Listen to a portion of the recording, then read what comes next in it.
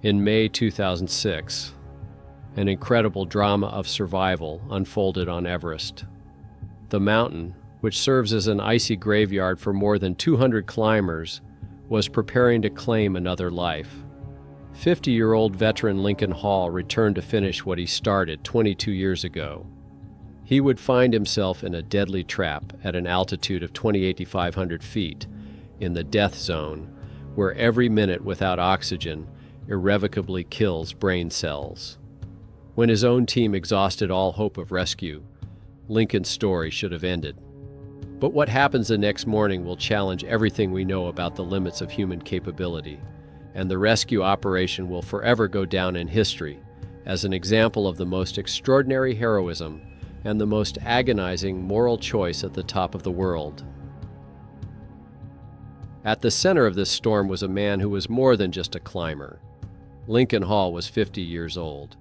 In his everyday life, he was a writer, philanthropist, and practicing Buddhist. His connection to the Himalayas was not just athletic, it was spiritual. He was one of the founders of the Australian Himalayan Foundation, dedicating years of his life to improving education and healthcare in remote Nepalese villages. He was the father of 2 sons, Dylan and Dorje. The name of his younger son, Dorje, was a tribute to the Sherpa people, whom he deeply respected. But behind the image of this calm intellectual lay an obsession. In 1984, as part of the first Australian expedition, Hall pioneered a new, daring route up the North Face. They called it the White Limbo Route, a vertical ice chute known as the Great Couloir. It was pure mountaineering without oxygen, at the limit of human capability. He was only getting 500 feet from the summit when his body began to fail. He recognized the symptoms of high-altitude cerebral edema, an enemy that kills climbers from within, and made the wise but agonizing decision to turn back. He later described this failure in his book, White Limbo. It was a setback that became a dark shadow that, in his own words, poisoned his soul. He lived with this ghost for 22 years. The decision to return came when he was 50. It was a difficult conversation with his wife, Barbara, and teenage sons. He explained it as his last chance to close the gestalt that had haunted him for half his life. The family had mixed feelings about it. They supported him, understanding this passion as part of his personality, but Barbara did not hide her concern about the risks, his age and the children waiting at home. Despite the stakes, preparations for the expedition were rushed, according to his friends. He spent only a few weeks training, mainly running and doing general physical conditioning. The years had softened his body. This time, Lincoln consciously relied not on his youthful endurance, which was a thing of the past, but on his wealth of experience. He replaced physical strength with mental fortitude and his Buddhist deep breathing practices. He was confident that it was his mind, not his body, that would carry him to the summit. With this confidence, Lincoln arrived in Tibet. The 2006 expedition had nothing in common with the risky 1984 expedition. This time, he put his trust in the powerful Seven Summits Club. Its leader, Alexander Abramov, was renowned for organizing some of the most ambitious and well-equipped expeditions on the mountain. It was a first-class commercial operation that guaranteed safety. The best Sherpas surrounded Lincoln, had unlimited oxygen supplies, and all the logistics were worked out down to the smallest detail. What's more, his close friend Mike Dillon was waiting for him at base camp. Dillon was a professional documentary filmmaker and had come to make a film about his friend's return to the summit. This whole system, designed for success, seemed unbreakable. But on 22nd May, 3 days before Lincoln's planned assault, the illusion of safety collapsed. Thomas Weber, a German climber from their own team, collapsed at an altitude of 2,700 feet. High-altitude edema killed him within hours. The mountain reminded them that no amount of logistics could guarantee survival in the death zone. At 2 a.m. on 25th May 2006, a group of climbers stepped out of their tents at Camp 4 at an altitude of 2,200 feet into the icy darkness. The temperature had dropped to 22 degrees. The wind at this altitude did not just blow. It roared like a jet engine, drowning out all thought. The only sound in the thin air was the mechanical hiss of oxygen regulators and the dry, desperate crunch of crampons on frozen snow. In this chain of dim headlamps slowly creeping upward was Lincoln Hall. He was in the tunnel of his 22-year obsession. Adrenaline and the flow of pure oxygen completely overwhelmed fatigue, age, and fear. But the atmosphere in the Seven Summits Club team was oppressive. The Sherpas, including Lincoln's personal guide Dorje, were gloomy and taciturn. They exchanged short phrases in their language, avoiding looking up at the slope. The reason was simple and terrifying. 3 days earlier, on 22nd of May, their teammate Thomas Weber had begun his attempt to climb from the same Camp 4. At an altitude of 27,500 feet, the German climber suddenly collapsed. High-altitude cerebral edema killed him in a matter of hours. His body remained lying on the slope, on the very route that Lincoln's team was now following. Before leaving, Dorje burned a bundle of juniper branches at the tent's entrance and recited a Buddhist prayer, a protective ritual performed by Sherpas before perilous climbs. The smoke spread across the ice, carrying the prayers to the spirits of the mountain. It was not just a ritual. It was an acknowledgement that the hill had already taken one life and might claim another. Lincoln had seen this ritual before, but he did not understand its true meaning. He was utterly focused on the summit, on his 22-year obsession. Perhaps he did not know all the details of Weber's death. Maybe he deliberately did not allow himself to think about it. The team had already lost one person. This thought hung heavily in the air, but Lincoln, step by step, was moving toward his triumph. After 7 hours of grueling ascent, at 9 a.m., Lincoln Hall reached the summit of Everest.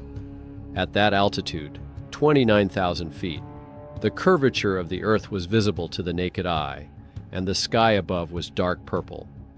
He felt himself filled with an energy he thought he had long lost. He had done it. The weight of decades that had been pressing on his shoulders was finally lifted. He unfurled the Australian flag. The Sherpas took several photographs. He took out his satellite phone and dialed Mike Dillon's number at base camp. His voice was calm and steady. He reported that he was at the summit. Mike congratulated him, but the warmth in his voice was mixed with concern. He could hear not only joy in Lincoln's voice, but also profound, extreme fatigue. He reminded Lincoln of an old mountaineering adage, "Remember, buddy, you're only halfway there." For Lincoln, this was the peak of his life, but the most dangerous hours lay ahead. The disaster began almost as soon as Lincoln turned downward. The oxygen deprivation that his brain had ignored on the way up hit him with the force of a hammer. Sherpa Dorje, who was walking behind him, was the first to notice something was wrong. Lincoln's gaze became glazed. His steps became unsteady and heavy, like a man walking through deep sand. It was the first sign of high-altitude cerebral edema. The enemy from which Lincoln had wisely fled in 1984 had now caught up with him. And this time, it did not retreat. Lincoln's consciousness began to disintegrate. He felt his lungs burning and his muscles going numb. He muttered incoherent words. He thought he saw village lights or was floating in a boat on the sea. He began to resist help actively. At one point, he ripped off his oxygen mask, shouting that he didn't need it and that it was suffocating him. The Sherpas tried in horror to put it back on, but Lincoln pushed them away. He tried to walk away from the trail, toward his lights, and Dorje had to drag him away from the edge of the precipice physically. This was the beginning of 9 hours of agony. 3 Sherpas, Dorje, Lakcha, and Dawa Tenzing, found themselves trapped at an altitude of 28,500 feet, with a dying man who weighed 176 pounds and was actively fighting against his own rescue. The second step awaited them. It is a 130-foot, almost vertical rock wall. Climbing it is difficult. Lowering an incapacitated, resisting body is virtually impossible. It took them 4 hours to drag Lincoln through this section. 4 hours of desperate struggle at the limit of their strength, in the most hostile place on the planet. They secured ropes, tied him up, and tried to lower him like cargo. But Lincoln, delirious, clung to the rocks, his body thrashing against the stones. The Sherpa's hands burned from the friction of the ropes, their own oxygen melting away with every passing minute.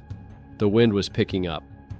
In the midst of this struggle, another disaster struck. Lakshya suddenly groaned and began rubbing his eyes.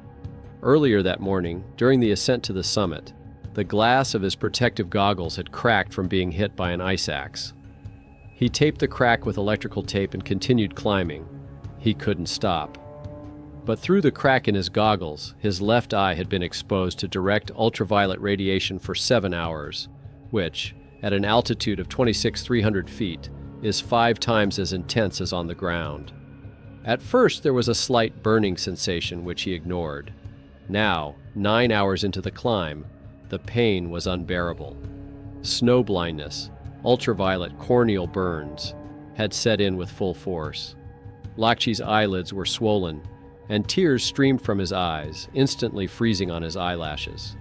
The vision in his left eye had turned into a red, cloudy blur. He could still see something with his right eye, but every attempt to open his eyes felt like broken glass under his eyelids. "I can hardly see anything," he croaked to Dorji. Now they had 2 incapacitated climbers. Desperate, fragmented reports from the Sherpas came over the radio to base camp. Expedition leader Alexander Abramov listened to them. He was in an unbearable position. He had already lost one client, Thomas Weber. Now, on the same slope, a second was dying, and along with him, 3 Sherpas were at risk of dying. It was not a single radio session, but a series of agonizing negotiations that lasted for hours. Listening to this at ABC, Abramov realized that the situation was out of control. By 7 p.m., after 9 hours of continuous struggle, the situation had become critical. The Sherpas had run out of oxygen. The 7 Summits Club team did have large reserves, but they were in Camp 4, where the Sherpas had started their ascent. They had taken cylinders based on a standard schedule, 7 hours of ascent and 4 hours of descent. The supply was for 15 hours, but the 9-hour struggle with Lincoln broke all calculations. Moreover, they periodically connected the mask to Hall, trying to bring him back to consciousness, consuming precious oxygen twice as fast. By 7 in the evening, their tanks were empty, and they were still at an altitude of 28,200 feet. Lakshya was blinded. Lincoln Hall was no longer moving. He lay unconscious in the snow, his breathing barely discernible. Abramov's decision was ruthless, pragmatic, and, in the logic of the death zone, the only correct one. He gave the order over the radio: "Leave him. Save your lives. Descend immediately." For the Sherpas, it was a death sentence. They were exhausted, frostbitten, and depressed. They had done everything they could.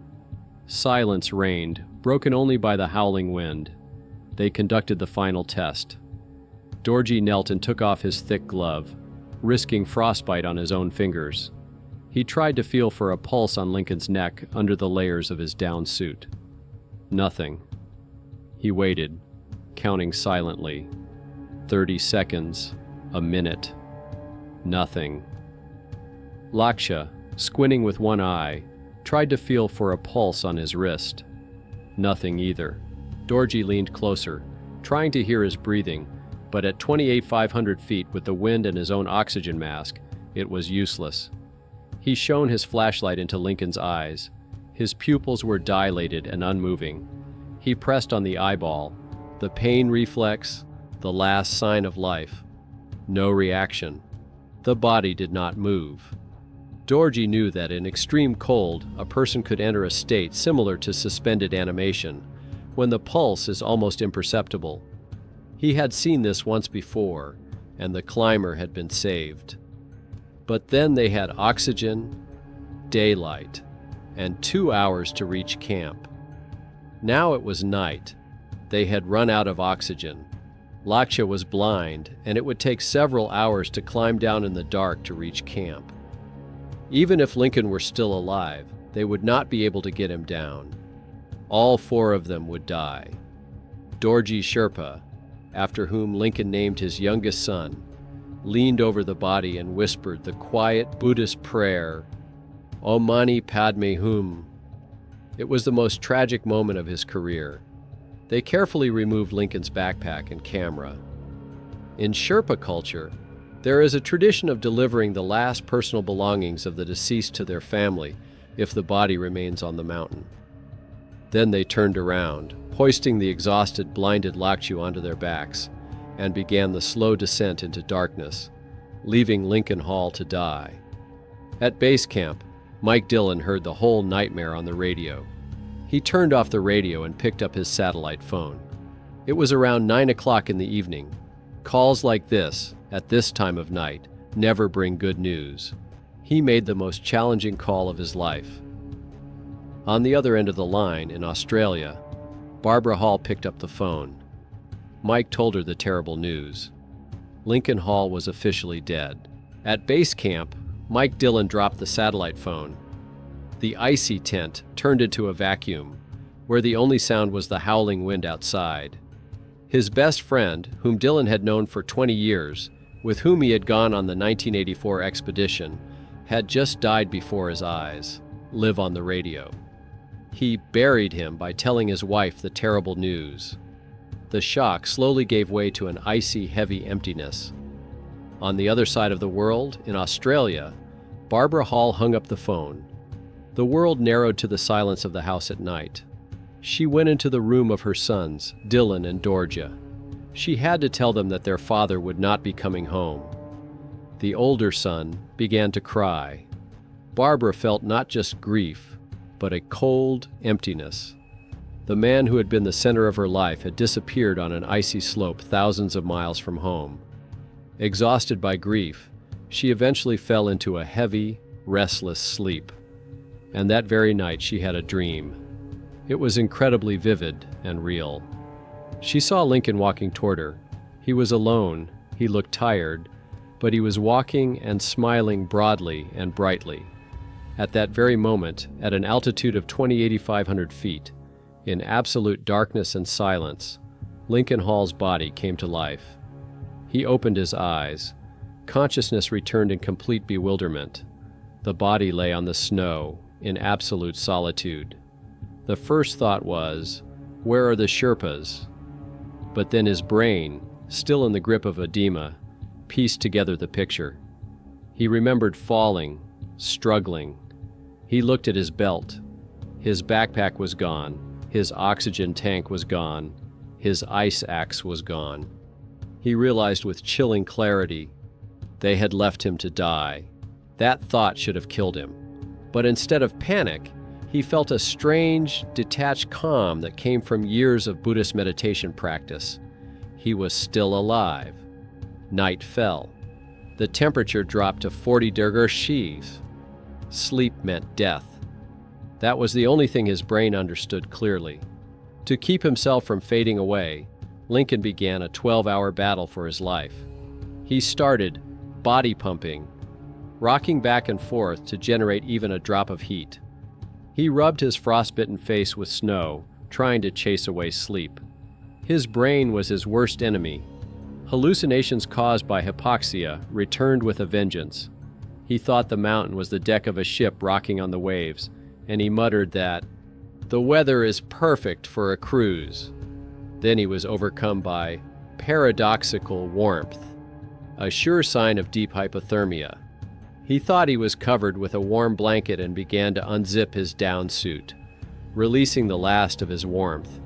It took incredible willpower to recognize this lie and zip himself back up. He clung to images of his family, repeating his sons' names like a mantra. That's how he spent the whole night, alone, on the roof of the world. At 7:30 a.m. on 26th May, with the first rays of the sun, another team approached him. It was Dan Mazur, an experienced guide, and 3 of his clients, Andrew Brace, Miles Osborne, and Jangbu Sherpa.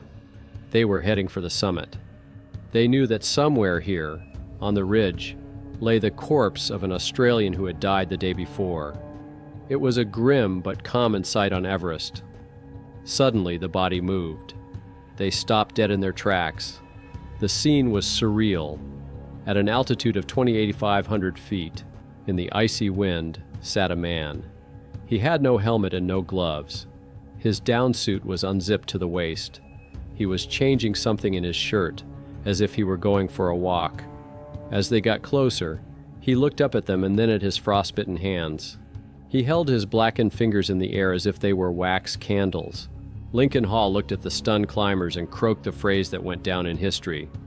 "I suppose you're surprised to see me here."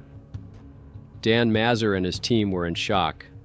Before them was a living zombie, but the shock quickly gave way to the realization of their situation. They were 2 hours from the summit of Everest. It was their life's goal. Years of training, tens of thousands of dollars, all for these last few feet. They were at the same moral crossroads that had killed British climber David Sharp a week earlier.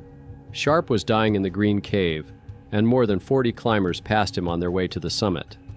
They saw him, but pretended not to notice. In the death zone, every gram of oxygen and every minute counts.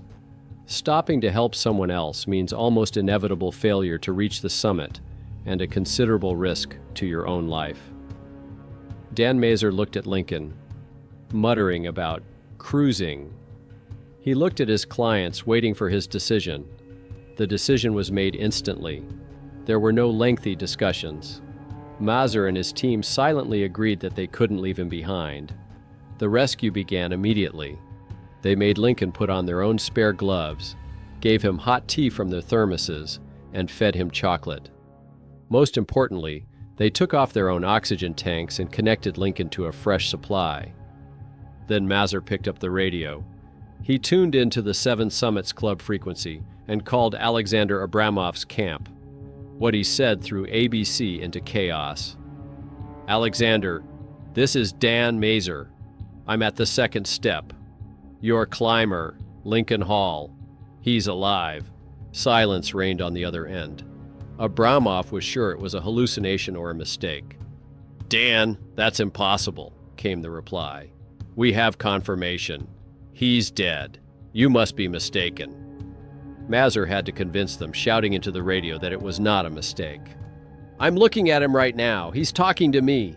He needs oxygen. He needs to be evacuated." He was arguing for the life of a man he had met 5 minutes ago, wasting precious time and his own dwindling oxygen supply. They kept Lincoln on the brink of life for 4 hours. Their own oxygen was almost gone. They did everything they could, but they couldn't bring themselves to let him go. Now everything depended on the people who had left him to die the day before. Dan Mazur's radio message threw the Seven Summits Club camp into chaos. The news that Lincoln Hall was alive was not just a shock, it was a logistical nightmare. Alexander Abramov, who had just buried 2 clients in 24 hours, now had to organize the highest rescue in his company's history. He immediately mobilized everyone who could stand. 12 Sherpas in ABC and North Col camps were ordered to drop everything and prepare to leave. It was a rescue operation unlike any other in the company's history. The rescue team was led by Sirdar, Chief Sherpa, Ming Magela. Dorji Sherpa was also part of the team, the same Dorji who just a few hours earlier had read prayers over Lincoln's dead body. For him, this expedition was not just a job, it was a personal duty. Armed with fresh oxygen tanks, medicine, tea, and ropes, the team of Sherpas began a desperate climb from 21,000 feet back into the death zone. It took them 4 hours to reach Mazur's group at 28,200 feet. A quick, silent handover of the patient took place. Dan Mazur's team, having given all their resources and sacrificed the summit, was on the verge of exhaustion. They handed Lincoln over to the fresh team and immediately began their own descent to safety. For Lincoln Hall and 12 Sherpas, a 10-hour descent into hell began. He was no longer in the same condition Mazur had found him. The oxygen had restored some of his consciousness, but with it came hallucinations. He kept pulling off his mask, trying to get back to his ship. The Sherpas dragged, carried, and pulled him down. Every few steps the Australian fell. The Sherpas lifted him, shouted, and forced him to move. It was not a gentle rescue. It was a brutal struggle for life.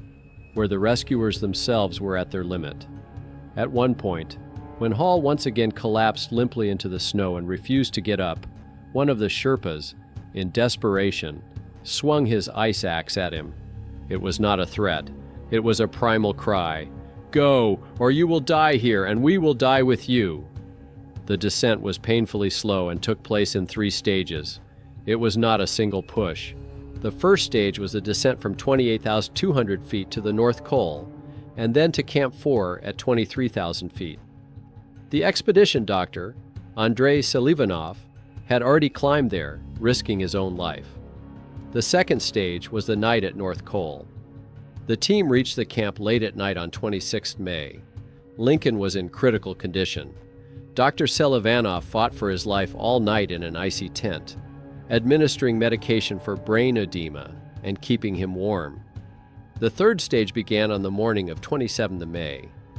After the doctor stabilized the Australian's condition, the Sherpas started the final, longest descent from North Pole to advanced base camp at 21,000 feet. Mike Dillon was waiting for him at ABC. When Dillon saw the figure he had buried a day and a half earlier, he rushed to him. It was a reunion that seemed impossible. Later, when Lincoln had recovered a little, he looked at his friend and uttered a phrase that has become legendary. He said, "Thank you for that call. Now please call her back."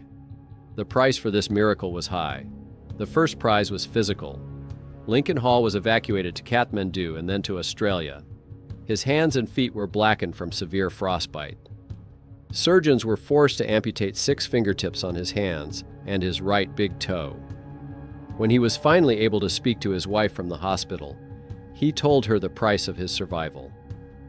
Barbara's response was immediate. "I will love you even if you lose all your fingers."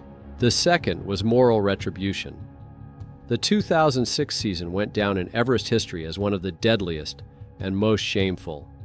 While Dan Mazur and his team sacrificed their summit attempt to save Hall, just a week earlier, more than 40 climbers had passed by the dying British climber David Sharp, rushing toward their goal. Lincoln's miraculous rescue was a stark rebuke and answer to the mountain's ultimate ethical question: which is more important, the summit or the man? And finally, there was the final reckoning. Not instantaneous, but stretched out over years. Lincoln Hall did not blame Abramov's team. He understood the ruthless rules of the death zone and was eternally grateful for his rescue. He returned home a hero, a living miracle. His story spread around the world. But that night at 28,500 feet left invisible scars. The amputated fingers were only the external cost. Brain swelling, 12 hours in the death zone, severe hypothermia. All of this depleted his body at the cellular level. Doctors warned that every hour in extreme hypoxia takes months of recovery for the body. That night took years. 6 years later, in 2012, at the age of 56, Lincoln Hall died of mesothelioma. It was an aggressive form of cancer caused by asbestos dust he had inhaled as a child. The disease had a latency period of 30 to 40 years and would have caught up with him anyway. But doctors told Barbara what she had long feared to hear. The extreme exhaustion of his body on Everest had weakened his immune system. The cancer progressed more rapidly and aggressively. Lincoln lived 8 to 10 years less than he could have. The mountain didn't kill him that night, but it took so much of his strength that when the real enemy came, the demon from his distant childhood lurking in his lungs, Lincoln had no resources left to fight. He conquered Everest, but he paid for that victory with years of his life.